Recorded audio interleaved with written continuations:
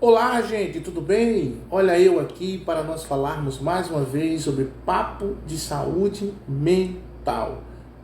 Falando de papo de saúde mental, como sempre, olha eu aqui com minha água.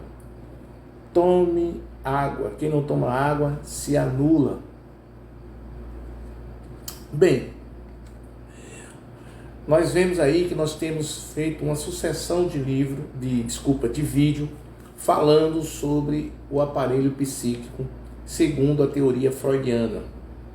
Então nós vemos falando aí o quanto é importante entender sobre o nosso aparelho psíquico.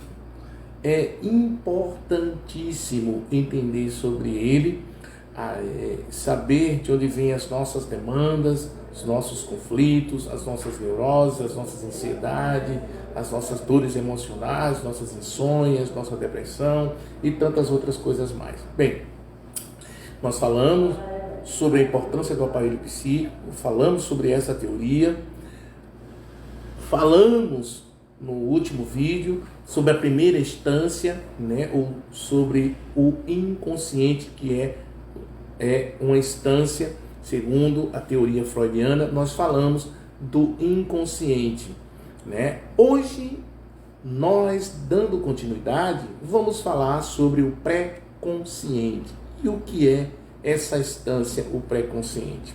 Se o inconsciente é uma instância que podemos assemelhar a um grande reservatório de sentimentos, impulsos e memórias que estão fora da nossa consciência, ou seja, da nossa razão, o que dizer dessa instância pré-consciente? O inconsciente é esse reservatório, é a parte mais profunda, que a gente está aqui falando do iceberg aí, desse modelo que tem aqui, consciente, pré-consciente e inconsciente. Essa é a parte mais funda, é aí onde está as nossas experiências doloridas, os nossos impulsos, as nossas memórias e aquelas que a gente não tem acesso, está aí no inconsciente, ok? Então, o inconsciente é esse reservatório aí, esse baú, esse grande reservatório que está aí, parte da nossa história está aí. Se ele é isso, onde está aí os nossos sentimentos, impulsos e memórias, o que seria o inconsciente? Bem, segundo Freud, o pré-consciente é uma instância que pode ser considerada uma barreira de contato. Por que uma barreira de contato? Freud considera assim. Porque ele está entre o consciente, a minha razão, aquilo que tem um contato com a realidade, e o meu inconsciente, essa parte mais profunda aí na minha subjetividade, esse reservatório, Então ele fica entre aí os dois, é uma barreira, ou seja, é a rede da quadra de vôlei, não é isso? E aí, este é o pré-consciente, e ele está sempre aí servindo como uma espécie de filtro para que determinados conteúdos possa ou não emergir do inconsciente. Então esse é o nosso pré-consciente, é essa barreira, é esse filtro, Se o inconsciente é uma instância inacessível, onde você não tem acesso, onde é difícil de acesso, e o que podemos supor sobre ele são os elementos indiretos, como os sonhos, os xistes, os atos falhos, ou mesmo assim através de sintomas e transtornos que sugerimos haver fatos inconscientes na origem desses problemas, desses dramas emocionais nossos. Neste caso, o pré-consciente é quem permite que alguns elementos inconscientes sejam trazidos ao consciente, à razão, exatamente pelo fato de o pré-consciente estar aí, né, nessa fronteira entre o inconsciente e o consciente. Ele está aí no meio, é esse filtro, né, que vai filtrar. A gente pode pensar o seguinte: numa quadra de vôlei existe de um lado um time, né, e do outro time, no meio fica aquela rede. Então, vamos dizer que de um lado esteja o inconsciente, e do outro lado o inconsciente dessa quadra, né, onde tem os jogadores lá, todos se articulando e jogando, né, para atravessar a bola, né? A bola, vamos dizer que seja as nossas demandas, né, os nossos conflitos, nossas dores. Então, perceba que na rede está lá a barreira, aquelas pessoas que formam ali as barreiras. Então, uma hora ou outra, aquela bola passa, atravessa, né? Então, vamos chamar isso exatamente, essas barreiras, vamos chamar ali na rede do filtro, né? Da resistência, da barreira pré-consciente. Então, uma hora ou outra, essas demandas do inconsciente, ele passa pela barreira, que é o pré-consciente, e vai para o consciente.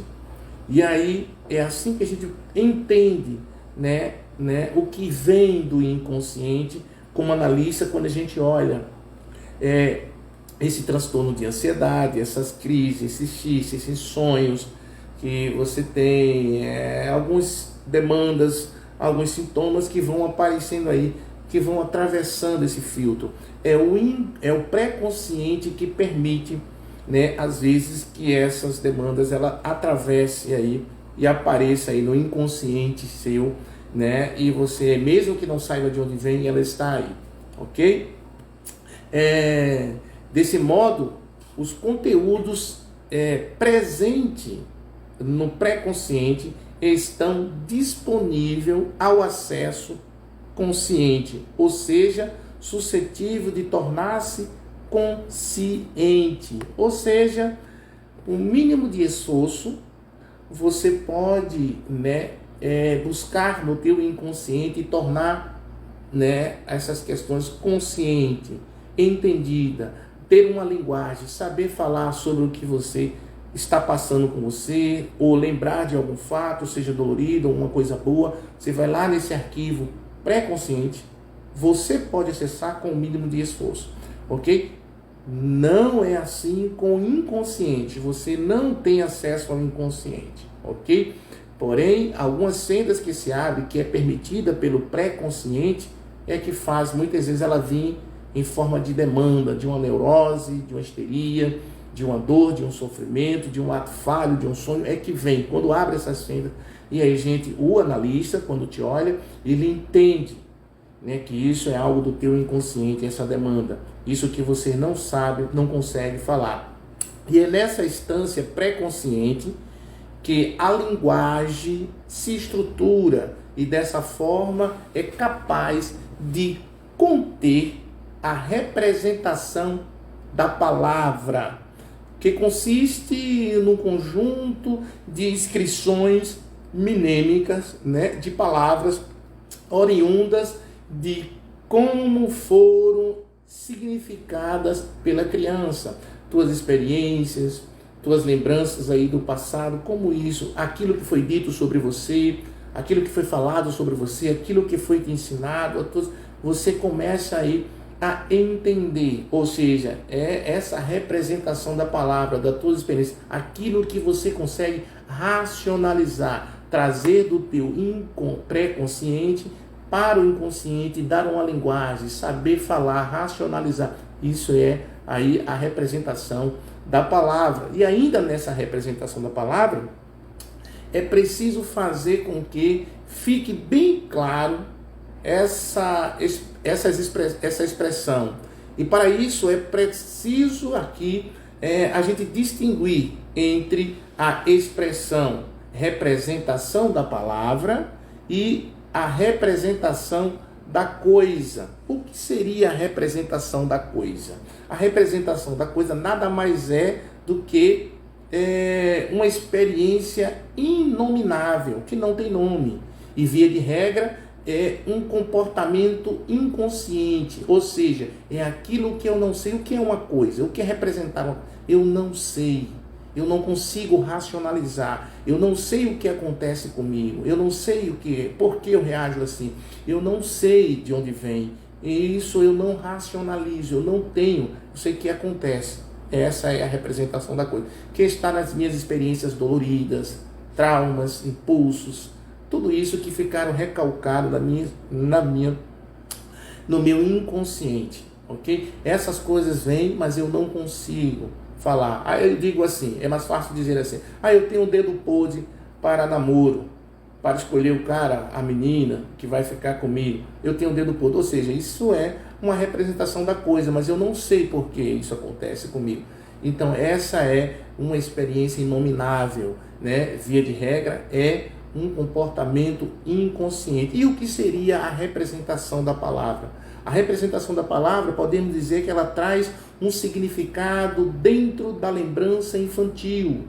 Ou seja, é aquilo que eu posso acessar no inconsciente e me lembro da pisa que levei, né, do tapa que levei, do grito que levei, do abraço que levei, da coisa boa, da lembrança de comer chupar um sorvete com meu pai, andar no parque, fazer alguma coisa assim. Eu consigo, né, lembrar isso aí, essa coisa infantil, e consigo racionalizar, ou seja, quando algo é elaborado, formado, racionalizado na forma de palavra, é possível de ter uma significação pré-consciente e inconsciente, ou seja, eu me lembro e trago em forma de palavra racionalizada para o meu consciente, para a minha razão, ok? Tudo aquilo que não é racionalizado, que é inominável, é a representação da coisa que vem aí do inconsciente. Tudo aquilo que é a representação da palavra, né, que eu consigo racionalizar, lembrar e trazer e dar uma palavra, né, trazer um conteúdo aí escrito, racional, é do meu inconsciente, é a representação da palavra, é do meu inconsciente. Por isso é tão importante fazer distinção e entender isso na nosso espaço terapêutico. Por isso, o pré-consciente, ele é esse filtro, é ele que permite às vezes essa passagem aí, né, de vir, né, para o consciente. Espero que você tenha entendido, né, mais esse vídeo. Dá teu alô aí, dá teu clique, compartilha, curte, vai lá no meu canal no YouTube, escreve, comenta, também